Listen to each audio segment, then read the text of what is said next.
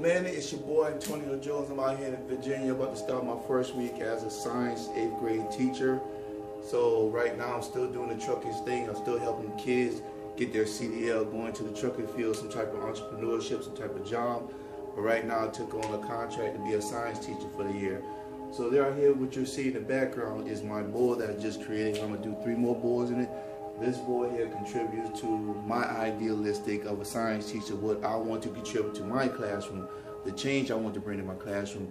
I want to introduce practical skill sets. I want to introduce the concept that you use, what you can utilize in the real world, in the work world, combining it with science, letting the kids know how you can use this to progress yourself later on in the future, how you can use science as financial literature.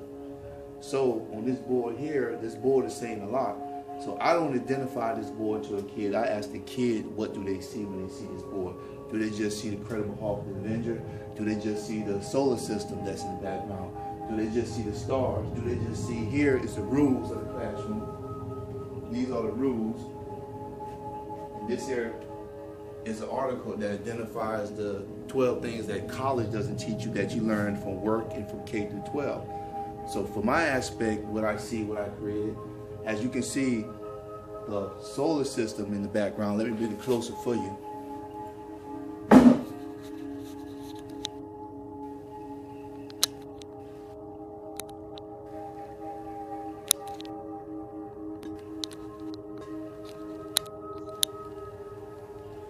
So, as you can see, you got the solar system in the background. The solar system, all the planets are in alignment, because you got everything you do, you got to relate it to science so you can be able to put it in your classroom.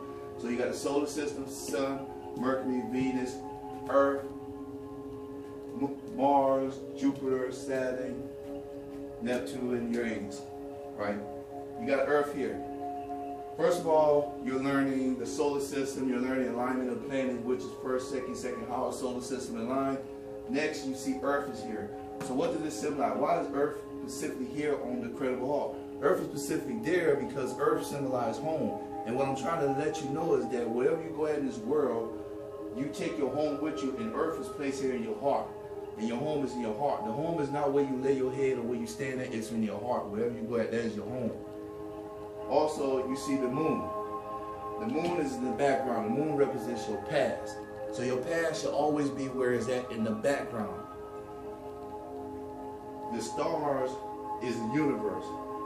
Many choices you can choose in the universe. So each star represents the choices that you can choose in the world to be whatever you want to be in life, to accomplish anything you ever be in life. The stars also represents millions and millions of choices and changes that will happen in your life that you have to deal with. Now you say, why do you use the Incredible Hulk? When you first see the Incredible Hulk, the first thing you see is anger, right? But that simulates life, what a lot of these kids will have to deal with.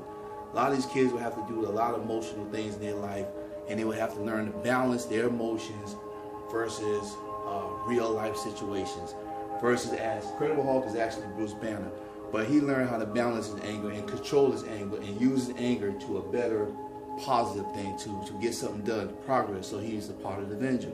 But he also is an intelligent scientist that uses his mind too to solve problems that physically his anger can't solve. So basically it symbolizes all through this kid's life they're going to have challenges. They're going to have challenges from dealing with, say, for example, dealing with the police. They're going to have to control their emotion. Their emotion can allow them to get them into trouble that they can't get out just as easy as if they had just controlled themselves.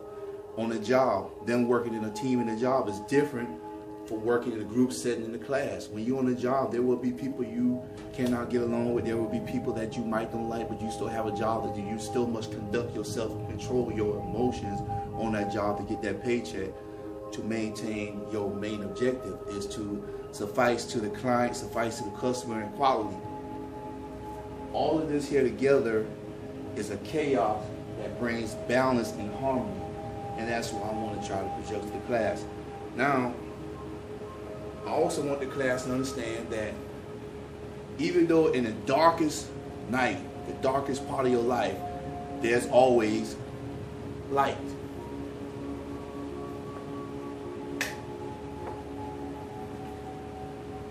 So no matter if all light is out of your life and darkness, there's always some type of light, something positive that you can grasp to. Some person in your life that is affluent, something that is good in your life that you can grab on and actually use that to elevate yourself to a new level. So streaming from the AC unit. Thank you. 131.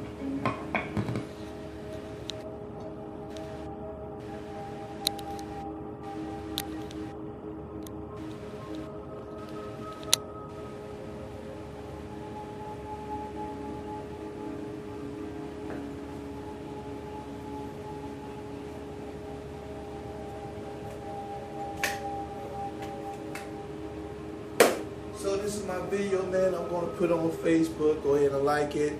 And y'all see I'll be working on my next project. Later on, my next project will be a contribution to women's of inventions, women's of engineering, and women's of science. And I'll let the kids work on that. This is my masterpiece. And it's still not finished, but you see what I'm trying to get at. We need someone from GCA.